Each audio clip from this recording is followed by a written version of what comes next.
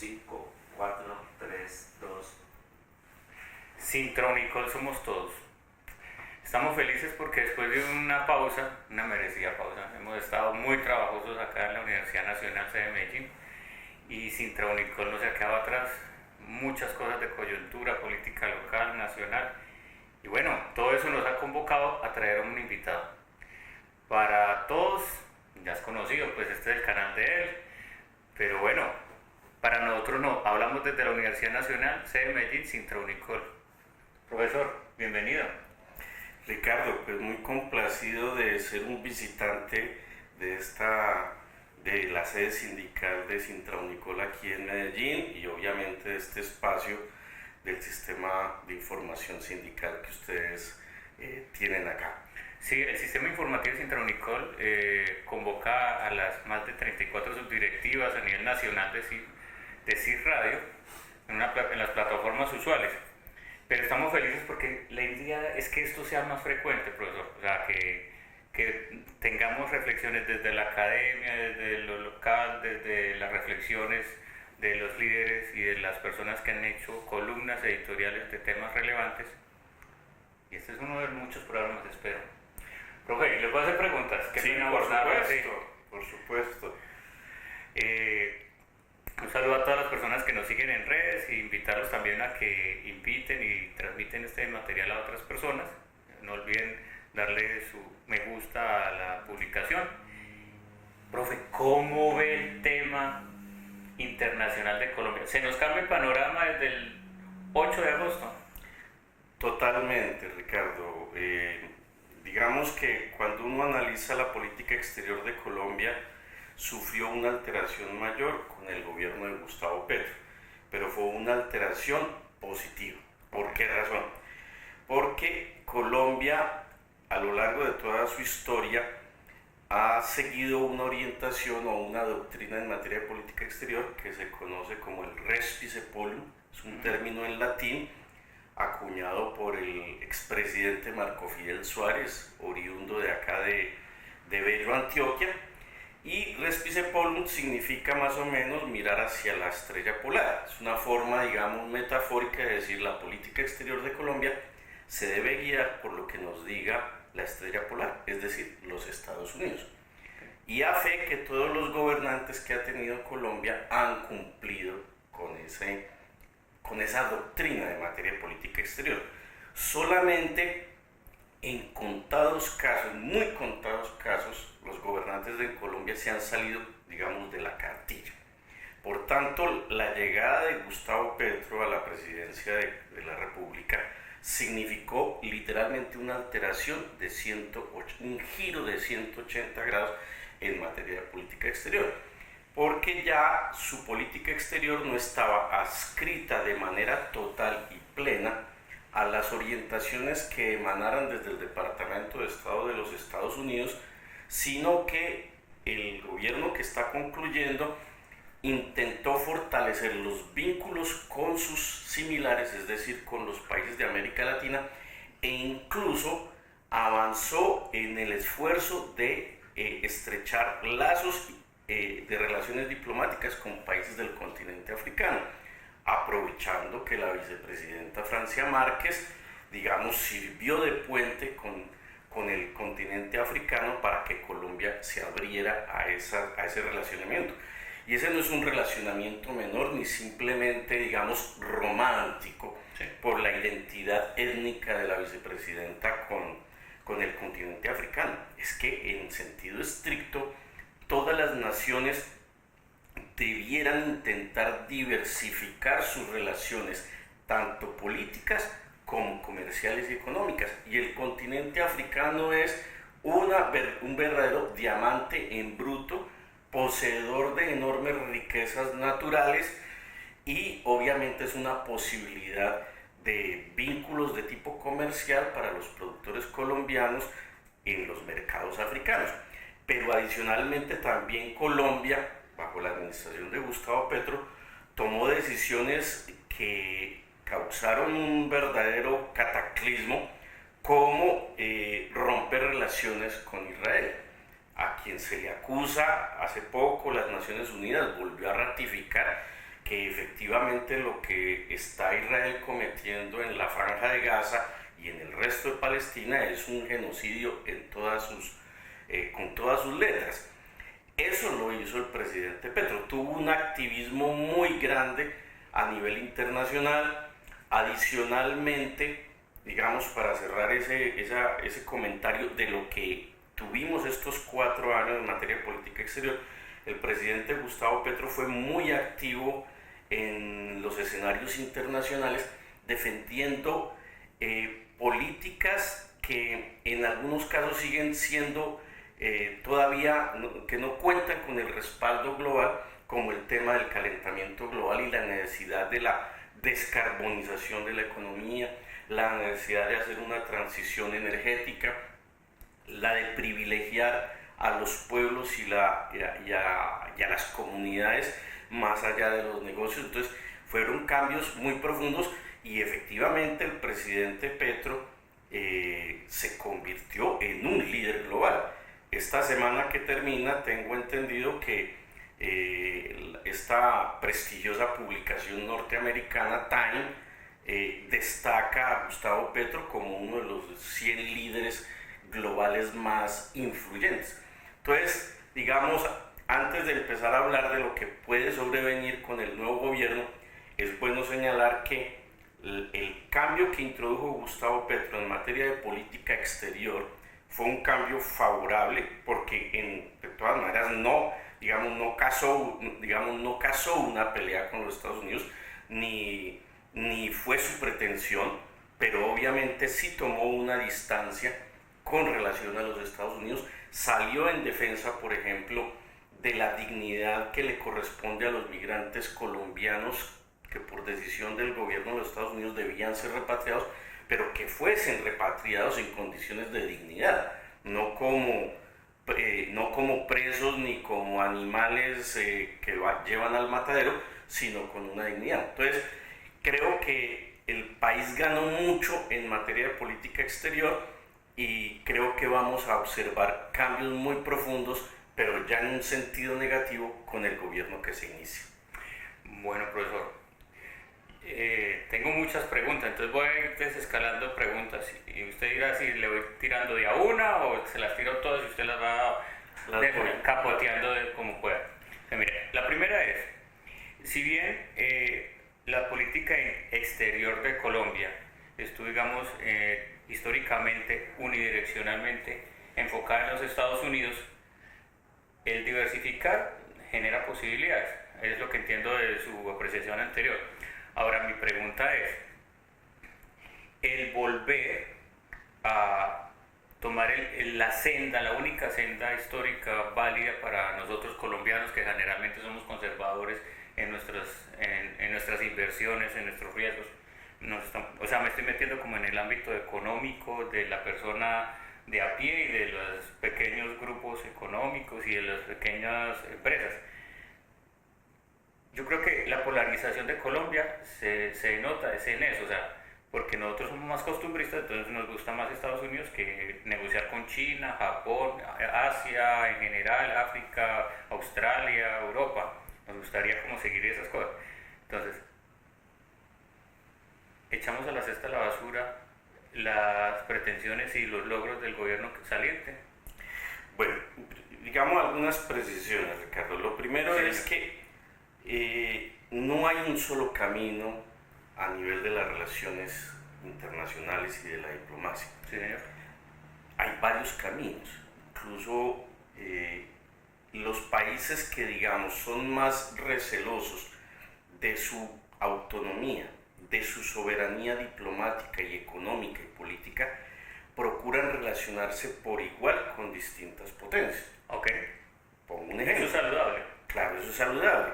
Eso es saludable porque eso justamente, al no casarse con una sola potencia, eso le permite permite que no se caiga en una subordinación total con la potencia o la estrella polar, para seguir con el símil de Marco Fidel Suárez, sino permite incluso poder jugar entonces un caso puede ser el caso de Turquía.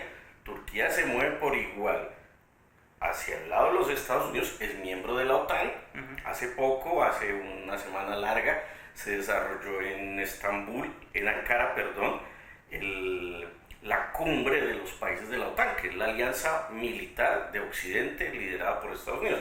Pero de la misma forma, Turquía se relaciona con China, Turquía se relaciona con Europa, Turquía se relaciona con Rusia.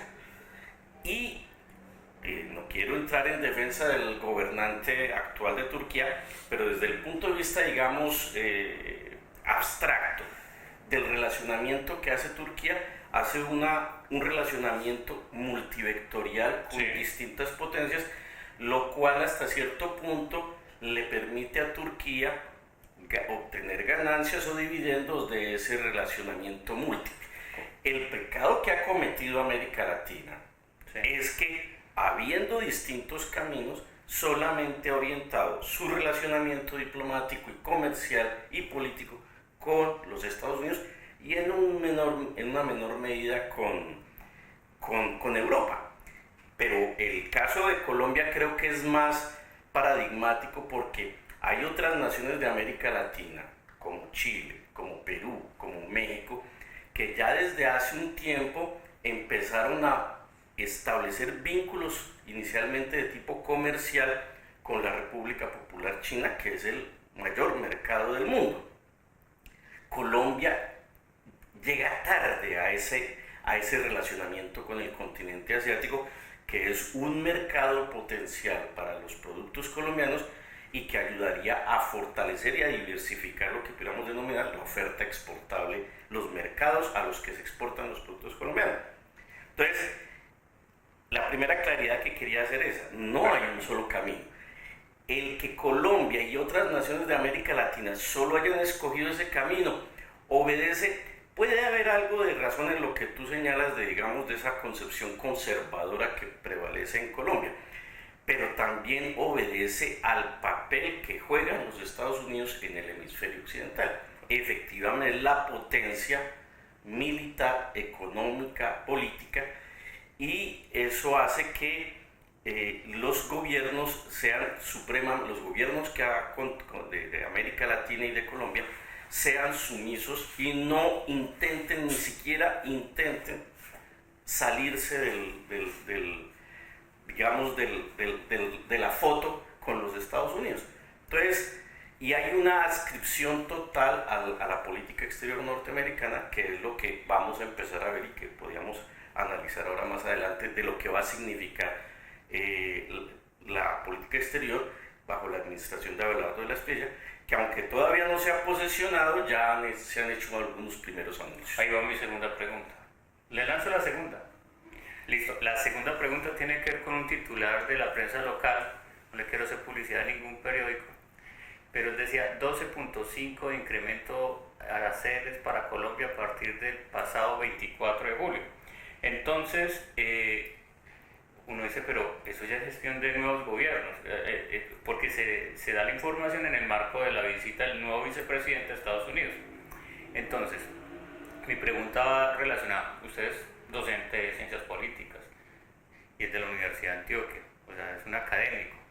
Mi pregunta va relacionada con qué pretensiones, voy a tocar un par de temas difíciles para mí, pero de pronto fáciles para usted, a nivel de hegemonía económica global, centro-periferia. ¿Qué pretensiones tiene Estados Unidos desde la lectura de la academia con esta sub y baja de aranceles? Porque nosotros los que estamos en el día a día, pues nos sentimos afectados es cuando, ay, este producto yo lo conseguí en tanto, ya 12.5% más costoso, porque no está dentro de las excepciones de unos aranceles de importación. Pero hasta ahí no llega. Pero ¿qué espíritu, qué hay detrás de esa sub y baja y esa jugarreta? Y por eso tocó como centro-periferia, tocando como si fuera el centro de Estados Unidos y haciendo como unas jugarreticas ahí raras para que todo el resto, entre comillas, de los que se ven más afectados, y si nuestro comercio, hasta donde entiendo, es muy dependiente de ellos, nos vemos afectados directamente. Yo creo que son varios los elementos, a partir de tu pregunta, varios los elementos que se pueden analizar. Lo primero es el contexto mayor. Sí, sí. Los Estados Unidos es una potencia declinante. Okay. Una potencia declinante en el terreno económico, en el terreno político, en su influencia a nivel mundial, en el terreno tecnológico. Son muchas las manifestaciones de la declinación hegemónica de los Estados Unidos. Hoy estamos ante un mundo multipolar, en el que ya hay otros centros de poder, como lo es China, como lo es Rusia, y también hay otra serie de países que quizás no tengan el tamaño ni la fortaleza económica o militar que puedan tener China o Rusia, pero que están empujando para hacerse notar. Es el caso de Brasil, es el caso de la India, es el caso de Turquía, es el caso de Irán. Son otros países. Entonces estamos en un mundo multipolar y Estados Unidos pareciera que viviera en un mundo paralelo que no se ha dado cuenta de esa realidad y quiere seguir siendo la única potencia hegemónica en el mundo. Sigue añorando el momento de la disolución de la Unión Soviética en que quedó como la única potencia global. Entonces eso es lo primero. Y ese proceso de declinación le implica a los Estados Unidos intentar recuperar por lo menos la actividad económica. Entonces, por ejemplo, una de las manifestaciones del proceso de declinación económica de los Estados Unidos es su proceso de desindustrialización.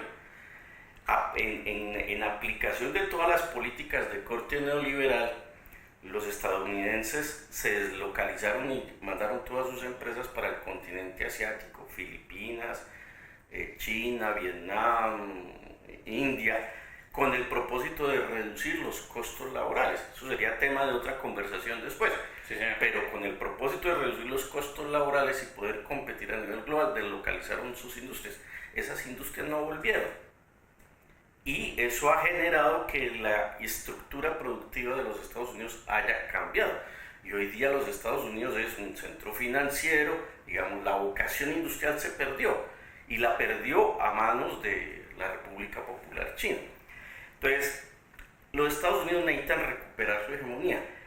Por eso es que la consigna que sirvió de campaña al presidente Trump para sus elecciones no es vacía.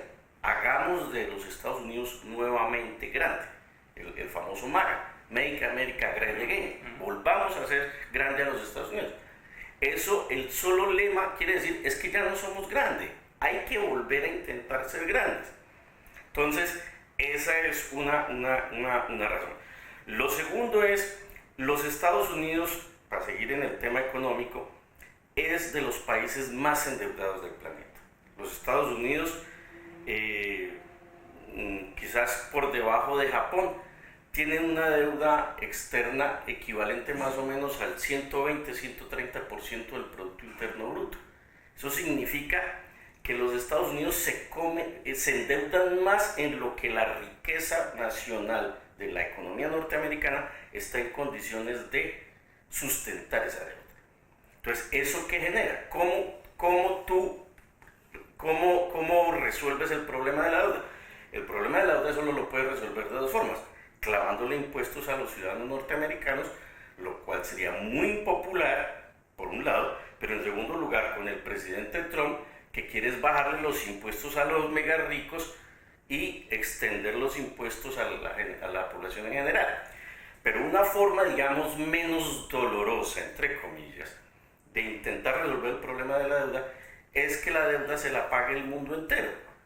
¿Y cómo se la paga? Elevándole los aranceles, los impuestos a los productos que provengan de China, de Europa, de Alemania, de cualquier parte del mundo y que quieran entrar en el mercado norteamericano. Entonces, yo pensaría que eso es una decisión perversa, pretender que sea el mundo el que les pague la deuda externa a los Estados Unidos.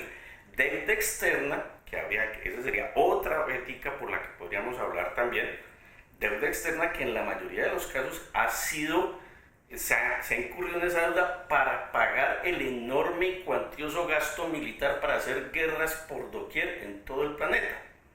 Entonces, lo de Colombia no es una excepción. O sea, Colombia efectivamente ha sido afectada por la elevación de aranceles y recién comenzó, digamos, el rifirrafe entre el gobierno de Trump y el gobierno de Gustavo Petro. El presidente Trump elevó los aranceles como una forma de castigar, porque el presidente Trump se ha acostumbrado a utilizar la economía, a utilizar la fortaleza del dólar como una arma geopolítica para golpear a sus oponentes o a quien no decide caminar por donde ellos dicen. Entonces, Colombia ya había sido víctima de esa elevación de aranceles. Sorprende ahora que el presidente Trump debiera haberle premiado o obsequiado un regalito al nuevo gobierno que lo acababa de visitar, no subiéndole más los aranceles. Entonces, hasta cierto punto esos aranceles no son el primer regalo que le hace la presidencia de Trump al nuevo gobierno. Y obviamente ponen serias dificultades al gobierno en cómo sostener el discurso que ha tenido. ¿Cómo se comprende que la visita que le hace el vicepresidente de Colombia electo concluya con la elevación de aranceles, como si fuera un regalo envenenado que le hace Trump a la nueva administración?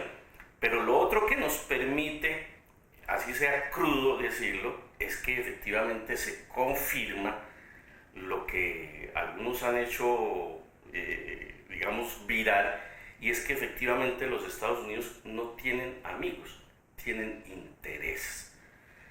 Y los supuestos amigos de Estados Unidos son como un fusible que se sube y se baja dependiendo de la conveniencia del gobierno de los Estados Unidos. Y el gobierno de los Estados Unidos tiene claro que América Latina debe literalmente obedecer y arrodillarse a sus dictados en materia económica, en materia de política antinarcóticos y en materia también de política exterior. Ahí tengo una duda, profe, qué pena que lo interrumpa ahí, porque es que si, de acuerdo a lo que usted expresó anteriormente en su lectura, me parece que ilumina, porque nosotros pues, de a pie estamos trabajando, nos estresamos con nuestros cuitas, pero nadie se sienta en la noche a decir, venga, ¿cómo va la política internacional de Colombia? Entonces, tratando de hacer ya como síntesis, diversificarnos en el mercado, multipolares, recuperar una hegemonía que ha venido en declive, un regalito como envenenado en cierta manera para la nueva administración. Entonces ahí surge mi duda ya final, porque ya vamos a ir cerrando este programa, y es,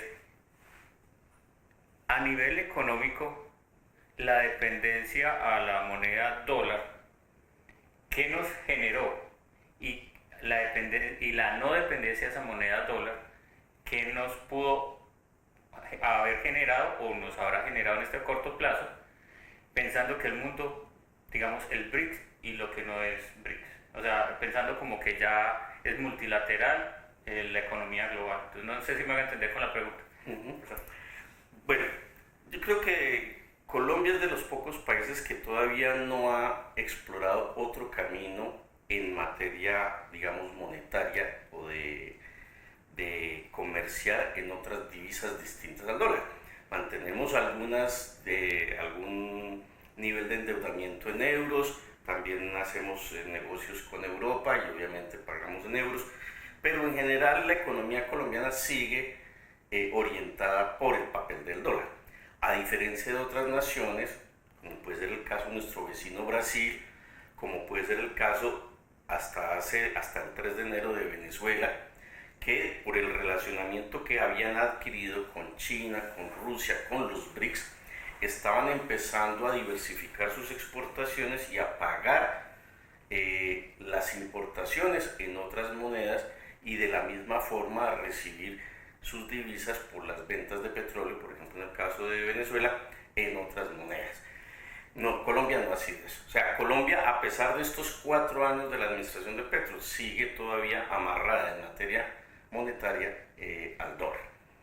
Sería deseable, efectivamente, que Colombia también diversificara y pudiera negociar con otros países en sus propias monedas, porque yo creo que parte quizá, digamos, vamos a suponer que el poderío de los Estados Unidos se mantiene, es un trípode en el que está la economía, la fuerza militar y lo tecnológico. Hay otras patas que podrían agregársele a ese trípode, pero por ahora nos podemos poner de acuerdo en que son 3 patas, que es un trípode. A nivel económico ya más o menos traduce cuál es la situación de Estados Unidos. A nivel tecnológico ya hoy está reconocido que la República Popular China es la potencia tecnológica más importante del planeta. Hay un estudio desarrollado por una institución que se llama el Instituto de Estudios Políticos Australianos, el ASPI, que monitorea los temas tecnológicos y ya ha señalado que China lidera fácilmente el 75-80% de los ítems tecnológicos de alto valor. Queda lo militar, y en lo militar también, por ejemplo, Rusia es una enorme potencia, una potencia nuclear, tiene más ojivas nucleares que los propios Estados Unidos, ha desarrollado una misilística muy poderosa. En la guerra que se está librando en estos momentos en contra de Irán, Estados Unidos ha tenido que padecer los avances de los misiles y drones iraníes. Y China, ni hablar, China ya tiene unos enormes desarrollos militares que hasta ahora no se han puesto, digamos, en práctica, no han podido ser puestos en práctica porque China no ha entrado en guerra con nadie. Mientras los avances de Irán y de Rusia en materia militar ya se han puesto, digamos, en la práctica, han sido sometidos a una prueba concreta en el terreno, en Ucrania y en la guerra de Irán contra Israel y Estados Unidos. Pero en lo económico, en la pata económica de los Estados Unidos, quizás lo que permite que la economía norteamericana siga siendo referente en el globo es el dólar. Porque a través del mecanismo del dólar, justamente Estados Unidos logra que sus déficits presupuestarios se los resuelva a nivel internacional. Y como señalo, el endeudamiento, digamos, ha sido sobre la base de aumentar de manera desbordada el endeudamiento y el financiamiento incluso de las guerras. Pero si el papel del dólar empieza a perder importancia, se acaba la fortaleza económica del dólar. Y eso está ocurriendo, ya está ocurriendo. Obviamente no será algo que veremos de un día para otro, pero ya hay, o sea, las estadísticas lo que muestran es que